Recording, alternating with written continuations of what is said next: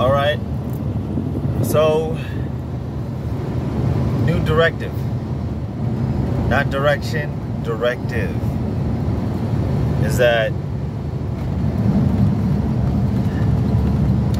I was praying and God brought to my mind to understand meekness and humility and why it's so powerful. That every time we go offline or come out of the vortex, it's how? Because we step out of humility. The Bible says that the meek shall inherit the earth and live forever upon it.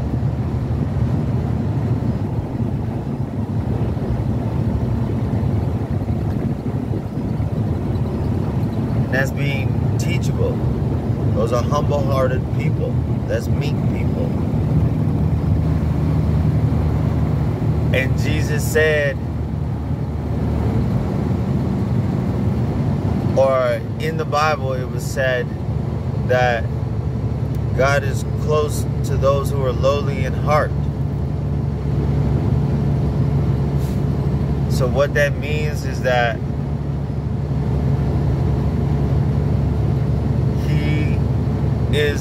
He is the one who causes to become when you step out of the way and realize who and what you are, bare bones.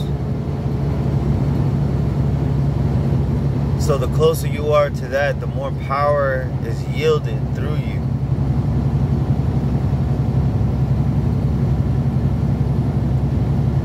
So in frequency, I think about how does that feel?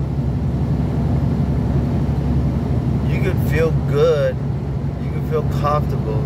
You don't have to feel humiliated all the time.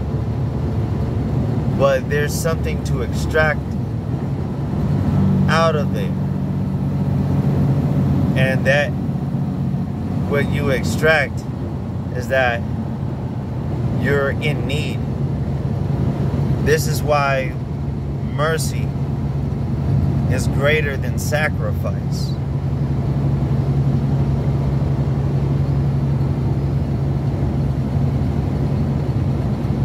So, I think of my situation. I do make a lot of money. I do as much as I can for people, but then it reminds you of why it's transmuted. When you go through those things, it's transferred to the next person when they need mercy. And you're like, oh man, I understand, you know, I got you. And you know what the best thing to do is and the most loving thing to do is. This is the frequency of power, or the mindset from where we are, even myself is looking to harness. And what this really is like when you are just you, when you must be bold, you are bold in the sight of God, from God. That is when you are bold, when you have to be. And when you have to be, then you are through God. Understand, people feel that it's good to be haughty. No, it's not. And people find themselves falling off every time they do it. Guaranteed. So, to receive greater blessings and to be in a greater position,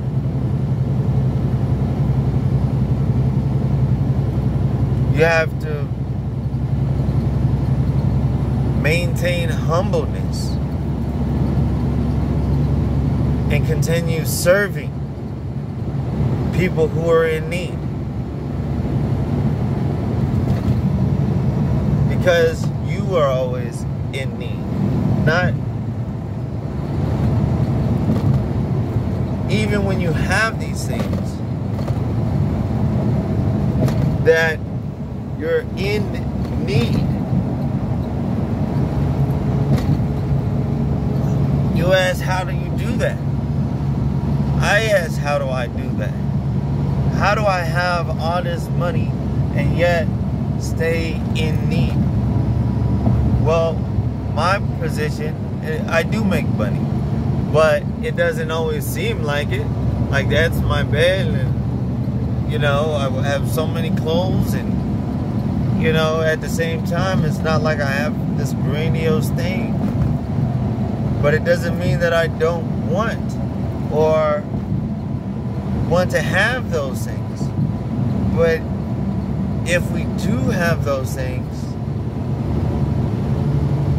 and brought to mind was about Jesus when he said the camel. You know, it would a rich man, it would be easier for a camel to go through a needle's eye than a rich man to make it into the kingdom of heaven. How do you have a lot of money and power and yet stay humble, yielding the power of God? Now, I know personally, when it comes to business, if the business owns it, it means that I don't own it, even though that I'm the owner of the business or the CEO of the business. All right? But the business owns it. So if you buy a car, a nice fancy car, that's a business. That's a company car. You have a nice home. That home is a business investment, and you are facilitating it. If you know, knowing business, that's how you have to do it. But that means that what you own is of a small portion of that, even though you own the business. That's paying yourself a small portion, because what you own stays humble, and it must be through laws of God. I'm gonna let this marinate, but this is the direction and the new directive of my conquest.